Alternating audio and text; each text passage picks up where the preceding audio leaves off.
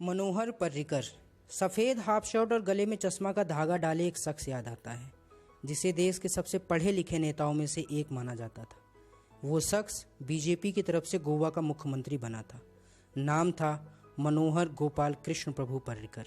इनका जन्म 13 दिसंबर 1955 को गोवा के मापुसा में हुआ। पिता का नाम गोपाल कृष्ण पर्रिकर और माता का नाम राधाबाई पर्रिकर था। पर्रिकर की शुरुआती शिक्षा गोवा के लोयोला हाई स्कूल में हुई। इसके बाद वो आईआईटी मुंबई चले गए, जहां से उन्होंने अपने 4 साल की इंजीनियरिंग की पढ़ाई पूरी करी। पर्रिकर का परिवार। मनोहर पर्रिकर की शादी 1981 में मेघा पर्रिकर से हुई। उनके 2 बच्चे हैं, जिसमें से एक का नाम उत्पल पर्रिकर और दूसरे का नाम अभिजीत पर्रिकर है। मनोहर पर्रिकर के दोनों बच्चों का राजनीति से कोई लेना देना नहीं है। उत्पल बतौर एक इंजीनियर के रूप में काम कर रहे हैं, जबकि अभिजीत खुद का व्यापार चलाते हैं। राजनीतिक सफर। पर्रिकर अपने स्कूल के दिनों से ही राष्ट्रीय स्वयंसेवक संघ में शामिल हो गए थे। अपनी पढ़ाई के साथ साथ उन्होंने आरएसएस की युवा शाखा के लिए भी काम करना शुरू कर दिया था। वहीं इंजीनियरिंग से पास आउट होने के बाद उन्होंने एक बार फिर से आरएसएस की शाखा में जाना शुरू कर दिया और वहां पर अपनी सेवाएं देने लग गए। उनका सेवा भाव देखकर बीजेपी के बड़े नेताओं ने उन्हें पार्टी में सदस्य बना लिया और साल 1994 में गोवा की पणजी विधानसभा से उन्हें विधायक का टिकट दिया।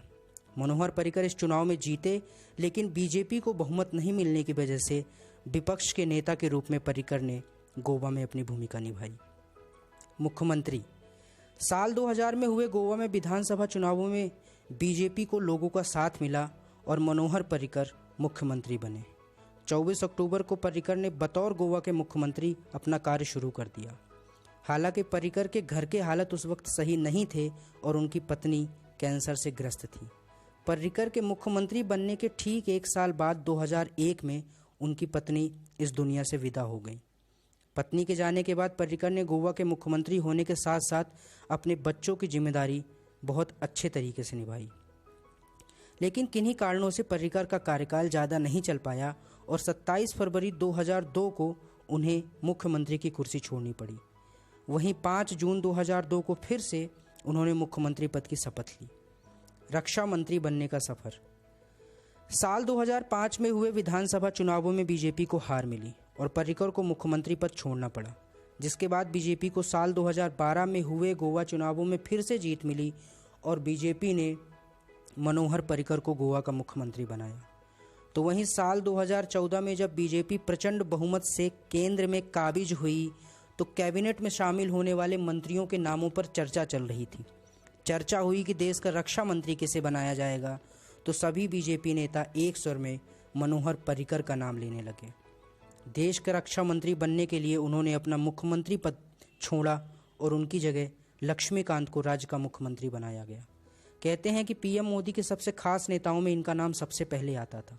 खुद मनोहर पर्रिकर ने ये बात कबूली थी कि मैं मोदी का पसंदीदा हूँ। मोदी जब गोवा के इंचार्ज थे, तब दोनों के बीच नज़दीकियाँ बढ़ी थीं। सादगी के किस्से।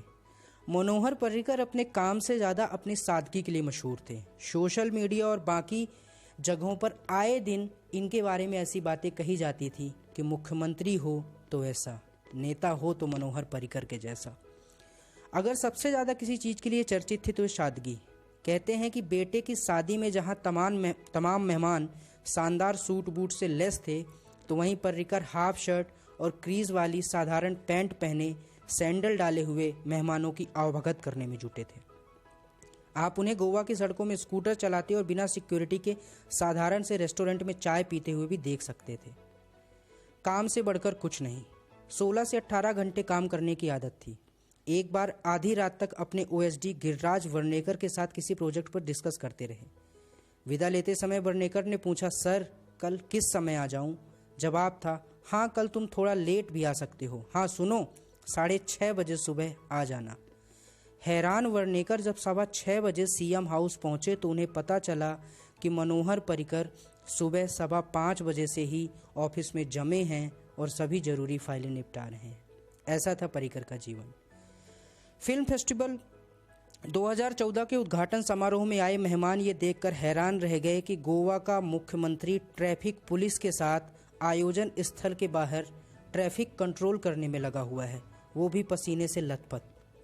साल 2012 में खुले मैदान में तीसरी बार शपथ लेने के बाद पर्रिकर हर एक उस आदमी से हाथ मिलाने के लिए गए जो उन्हें बधाई देने के लिए स्टेज तक पहुंचा था। पिछले चुनावों में गोवा के लोगों ने उन्हें 15 दिन तक रोज 18 से 20 घंटे जनसंपर्क करते हुए देखा था। बेहद अनुशासक और सख्त प्रशासक कहे जाने वाले पर्रिकर को मार्च 2015 में पर्यटन मंत्री मातन ही सलहंदा के निधन पर फूट फूट कर रोते हुए देखा गया। 2005 में जब कुछ विधायकों की खरीद फरोख्त हुई और पर्रिकर की सरकार गिरा दी गई, तब मातन ही उनके साथ चट्टान के साथ खड़े रहे। जब ये बीमार पड़े तो पर्रिकर लगातार मातन ही के सिराहने पर बैठे रहते थे। डॉक्टर उन्हें कहते थे कि आप घर जाकर आराम कर सकते हैं, तो पर्रिकर का जवाब होता था, मैं उस व्यक्ति के लिए कैसे घर चला जाऊं जो इतने सालों तक मेरे साथ साए की तरह खड़ा रहा। नियमों के पक्के थे मनोहर पर्रिकर। कहते हैं कि साप्ताहिक जनता दरबार में एक महिला अपने बेटे को लेकर पहुंची और मनोहर पर्रिकर से सरकारी लैपटॉप की मांग की। वहां पर मौजूद अधिकारी ने कहा कि सर, इस बच्चे का नाम उस लिस्ट में नहीं है जिसके तहत हम इसे लैपटॉप दे सकें। मनोहर पर्रिकर ने कहा कि मैंने इनसे वादा किया था कि जब मुख्यमंत्री बनूंगा और सरकार आएगी तो आपके बेटे को इस योजना के तहत लैपटॉप दिया जाएगा। यहाँ पर मनोहर पर्रिकर ने सरकारी पैसे का इस्तेमाल ना करते हुए खुद की जेब से पैसे खर्च कर उस बच्चे को लैपटॉप दिलवाया। पर्रिकर हमेशा इकोनॉमी क्लास में यात्रा करते थे। उन्हें आम लोगों की तरह अपना सामान लिए यात्रियों की लाइन में खड़े और बोर्डिंग बस में सवार होते हुए देखा जा सकता था। टेलीफोन पर पर्सनल बातचीत का भुगतान भी अपनी जेब से ही करते थे। टैक्सी लेने या पब्लिक ट्रांसपोर्ट का इस्तेमाल करने से कभी नहीं झिझकते थे। पत्नी के बाद दोनों बेटों के लिए माँ की जिम्मेदारी भी उन्होंने बखूबी निभाई। विवाद, ऐसा नहीं है कि इतनी सादगी से जीवन जीने वाले मनोहर पर्रिकर की जिंदगी में कोई विवाद नहीं थे। एक दो नहीं बल्कि कई सारे विवादों से मनोहर पर्रिकर का नाम जुड़ा रहा। साल 2013 में भारत की ओर से एक प्रतिनिधि मंडल यूरोप गया था। इस मंडल में गोवा के उप मुख्यमंत्री फ्रांसिस डिसूजा सहित कई सारे विधायक शामिल थे। इस यात्रा के दौरान 1 करोड़ रुपए खर्च हुए और गोवा के विपक्ष ने इस मुद्दे को खूब उठाया, जिससे मनोहर पर्रिकर विवादों में आए थे। इसके बाद साल 2014 में ब्राज़ील में हुए फीफा विश्व कंपनी से जुड़ी एक दावत को लेकर भी मनोहर पर्रिकर का नाम आया, जब विपक्ष ने कहा कि जनता के खून पसीने की कमाई को मनोहर पर्रिकर ने पानी की तरह बहा दिया। इस पार्टी का खर्च 89 लाख रुपए आया था। आमिर खान पर बयान। अभिनेता आमिर खान के द्वारा देश के हालातों पर की गई टिप्पणी पर पर्रिकर ने अपनी नाराजगी जताई थी। पर्रिकर ने कहा था कि अगर भारत में किसी को रहना है तो उसे देश की राष्ट्रीयता का सम्मान करना चाहिए। जो व्यक्ति देश के खिलाफ बोलते हैं उसको सबक सिखाना चाहिए। हालांकि पर्रिकर ने यह बयान देते हुए आमिर खान का नाम नहीं लिया था, लेकिन उनकी बातों से साफ था कि वो आमिर खान की बात कर रहे हैं। बतौर भारत के रक्षा मंत्री रहते हुए पर्रिकर ने पाकिस्तान पर एक बयान दिया था। अपने इस बयान में पर्रिकर ने कहा था कि इस देश में जाना नरक में जाने से कम नहीं है। पर्रिकर के इस बयान को लेकर कई सारे देशों और पाकिस्तान ने नाराजगी जताई थी। विद्यालय को लेकर बयान। साल 2001 में बतौर मुख्यमंत्री रहते हुए मनोहर पर्रिकर ने ग्रामीण क्षेत्रों के सरकारी स्कूलों का नाम विद्या भारती कर दिया था, जिससे इस फैसले की आलोचना हुई थी, क्योंकि विद्या भारती आरएसएस की एक शिक्षा शाखा है। देश ने एक नेता नहीं बल्कि एक सच्चा सिपाही खो दिया। जब सर्जिकल स्ट्राइक हुई तो उसका नेतृत्व भी पर्रिकर ने ही किया था। जब से उन्हें कैंसर हुआ तब से कई बार उनके मौत की खबरें सोशल मीडिया पर फैलाई गईं। एक बार तो ये भी फैलाया गया कि पर्रिकर जब अपने बेड पर लेटे थे तो उन्होंने एक खत लिखा जिसमें जिंदगी और स्वास्थ्य का महत्व समझाया गया है, लेकिन बाद में चीफ मिनिस्टर ऑफिस ने इस खत को झूठा बताया। मनोहर पर्रिकर का जीवन हमें बताता है कि इंसान का मूल रूप क्या होना चाहिए।